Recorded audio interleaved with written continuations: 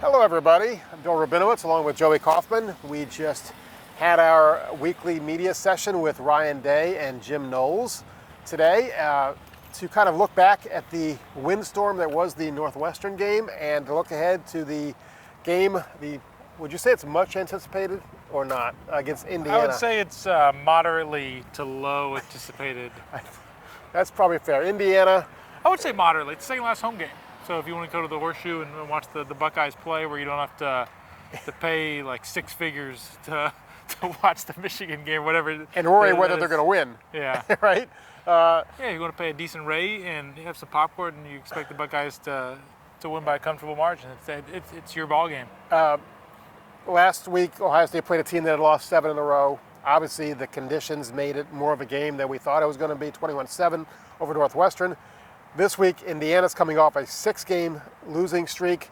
You know, it's funny, they beat Illinois in the opener, and they won 2 non-conference games. That one was shaky against Western Kentucky, and they've lost 6 straight since then.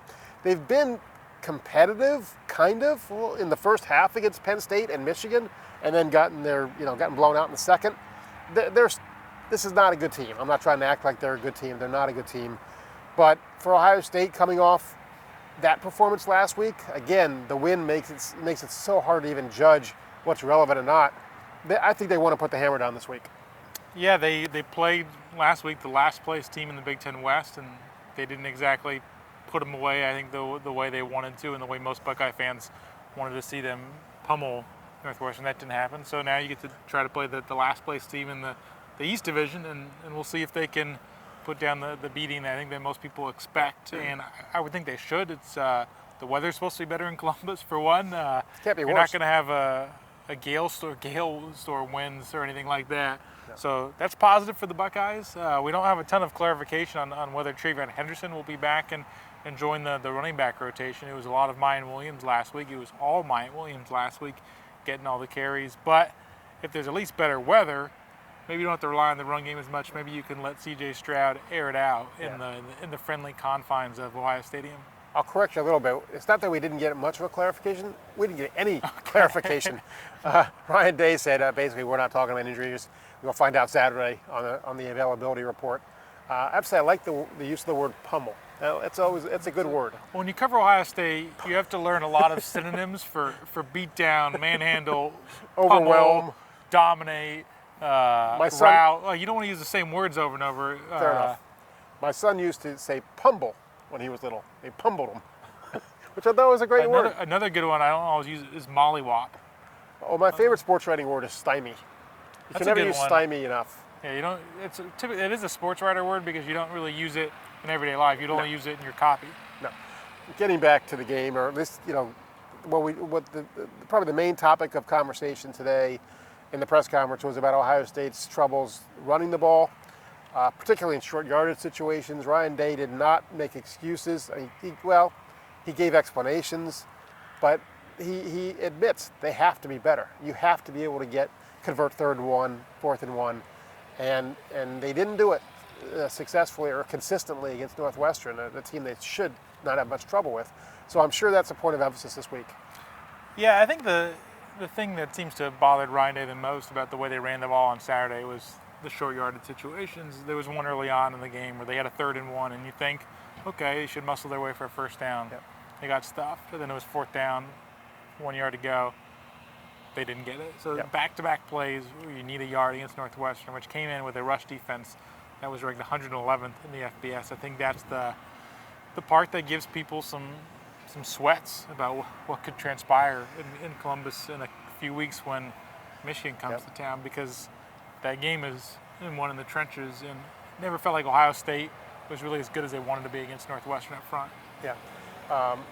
Ryan Day was asked whether he would contemplate making any changes to the offensive line.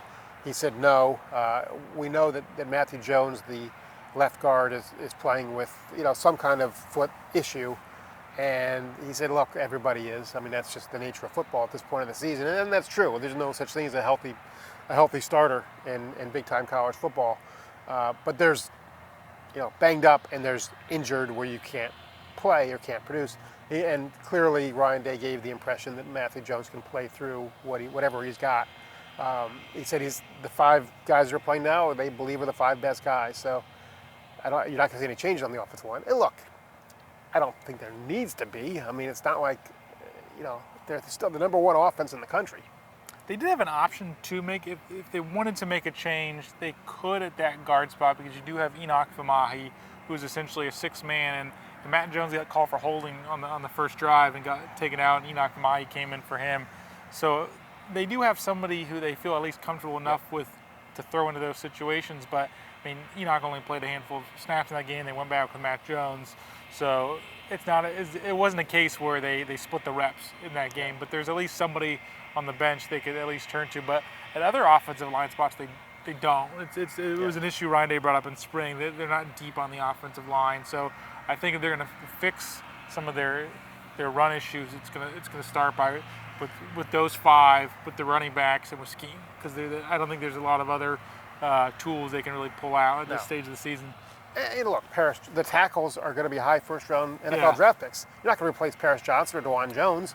Luke Whippler's a solid, proven center. Right. You're not going to take him out. Donovan Jackson's a 5-star guy. I thought he had some rough moments against Northwestern, but he's not in danger of being benched. So these are the guys. They just have to play better. Yeah. And honestly, Brian Williams has to run a little better in those situations. And Day said he's got to call better plays. And so there's lots of blame to go around. Yeah, Day seemed to put it on everybody's shoulders. Yeah, it wasn't the including case himself. Yeah. On defense, it was kind of a weird game because, hey, you only gave up 7 points. You feel pretty good about it. But Northwestern did gash them on their touchdown drive. They had another drive in the 4th quarter that they converted some 3rd and longs, and Jim Knowles was not happy about that. But so the conversions and some of the runs he got to get fixed. But all in all, I think he's pretty satisfied with what his unit is. Yeah, it seemed to me the underlying there were things you would like to correct. You would like to not get gashed as much as you did on that drive. On some of the 3rd downs, Brandon Sullivan, the Northwestern quarterback, was able to escape and make some plays there. On the other hand, that was a really weird game where the weather got weird. I think part of Jim Knowles' thought process seemed to be that don't let it get weirder. It's sort of you're playing against maybe a more run-heavy team than you expected going in when you start game planning Monday, Tuesday, and the weather gets worse. So I think that's kind of the other thought. It's like, hey, you held them to 7 points. They shut them out the last 3 quarters. Yeah, that's true. And so, what's Ohio State now? 6th in the country in defense? I think so. Somebody mentioned them being 6th. Yeah. I don't know if that's total defense or yards per play, but they're making strides to being, what was it, a top 5 defense that Ryan Day wanted.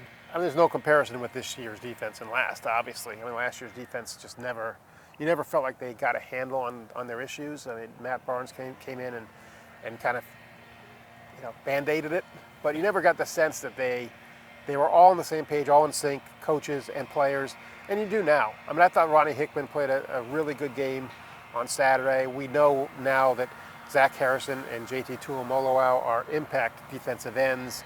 Teron Vincent's played well in the middle. Tommy Eichenberg's playing at a very high level. Steele Chambers is dynamic. I mean, they've got a very good defense right now. And I thought Denzel Burke played well, especially at run support. Made some key tackles. So I don't know how much they're going to get tested this week against Indiana. Indiana's offensive line is horrible. They can't run the ball. They can't run the ball. They really can't throw it very well. They don't have the dynamic receivers they've had in the last couple of years. They've been hit by injuries. They're a mess. They're kind of a funny offense in a way. They have a new coordinator in Walt Bell, and their quarterback will throw the deep ball a lot, among deep passes, 20 yards and more, second most in the Big Ten. And they run a lot of plays per game, 80 plays per game, which is the 4th fastest tempo in the FBS. So they run a lot of plays. They throw the ball deep a lot. They don't complete a lot of those deep passes. Those plays don't often work out for points. But I guess it should be a conditioning test, if nothing else, for Ohio State, because it's going to be a little bit of a track meet at times where they're going to want to accelerate tempo. And who knows? They've had times this year where they've had lapses in pass coverage. So I think they will at least be tested, and Indiana will look to throw the ball downfield. They should be able to be successful. If they don't, that would be then an eyebrow-raising thing. Yeah, Ohio State's used to teams bleeding the clock on them, running a play clock down to 0 to shorten the game. Unless Indiana changes its tactics, they're not going to do that, which which means that Ohio State's offense is going to be on the field a lot. You have a lot of possessions. This could be a pretty high-scoring game, at least on one side of it. We'll see what Indiana can do. It could be lead to the type of game that if Ohio State's defense does what it's supposed to do and create some stops on third downs, those could be some quick drives with their incompletions. Get the ball back to the Ohio State offense and let them do their thing. But I'm sure the Buckeyes would like to put up a lot of points after last Saturday. They have, I think, a few shots they would like to take this week after really not being able to push the ball downfield much against Northwestern in a windstorm. But I think that just about covers it from the Woody Hayes Athletic Center. Bill Rabinowitz, I'm Joey Kaufman. Thanks for listening.